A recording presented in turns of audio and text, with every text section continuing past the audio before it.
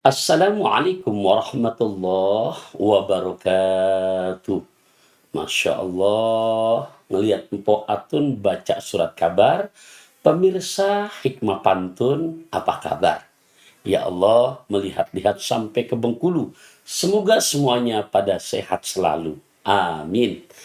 Kita menjawab pertanyaan netizen yang dimana menanyakan kepada kajian HP bagaimana hukum anak tiri menikah dengan ibu tiri, atau sebaliknya bagaimana seorang bapak tiri yang menikah dengan anak tiri, ya.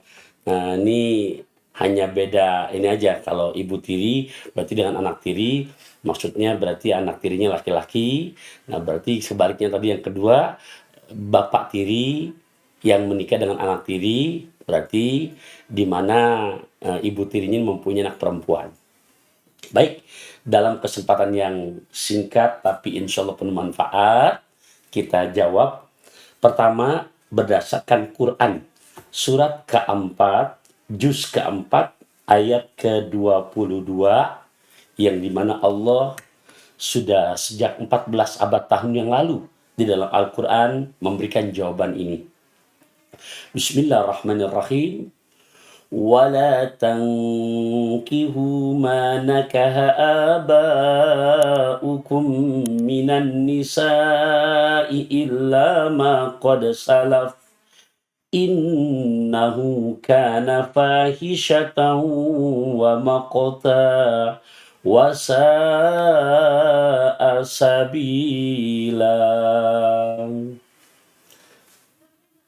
Apa artinya di sini? Wala tankihu mana kaha hukum minan nisa'i illa ma qad salaf.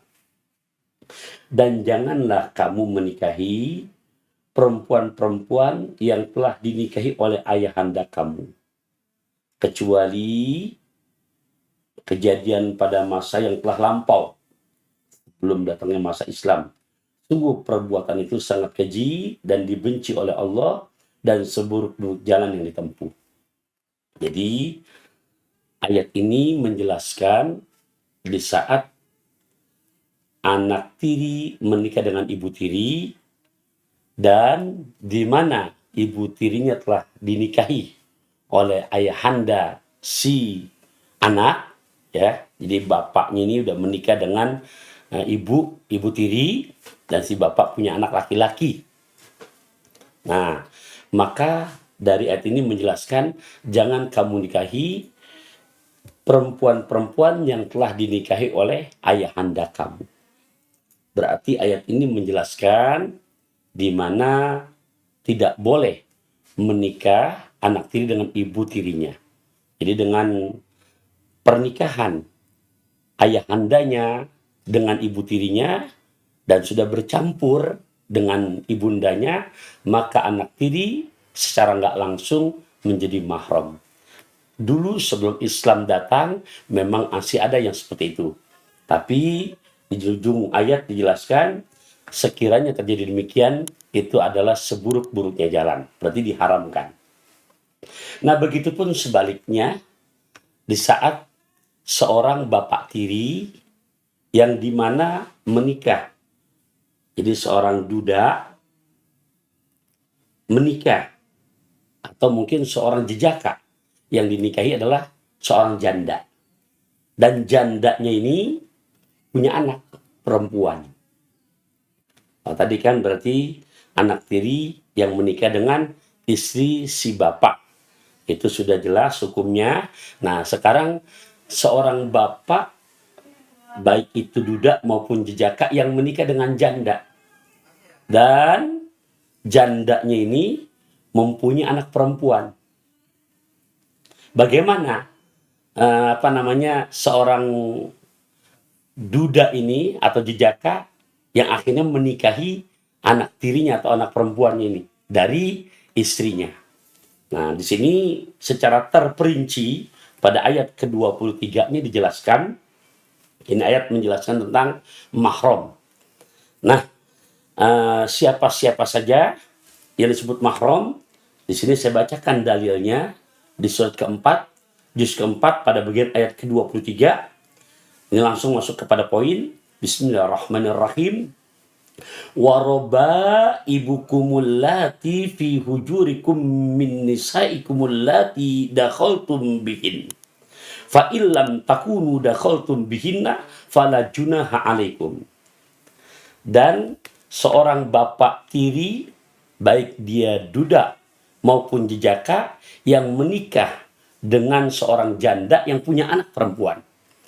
Ternyata begitu dia menikah dengan istrinya, yang janda ini, dan di saat menikah sudah bercampur, sudah bersetubuh, maka status anak dari ibu tiri ini kepada bapak tiri, jadi status anaknya nih, anak si janda, karena ibunya sudah dinikahi oleh suaminya, maka tidak boleh untuk dinikahi. Sekalipun nanti istrinya wafat. Di saat sudah bercampur. Maka dengan sebab pernikahan ini, anak perempuan dari istri atau ibu tiri ini menjadi mahram kepada bapak tirinya.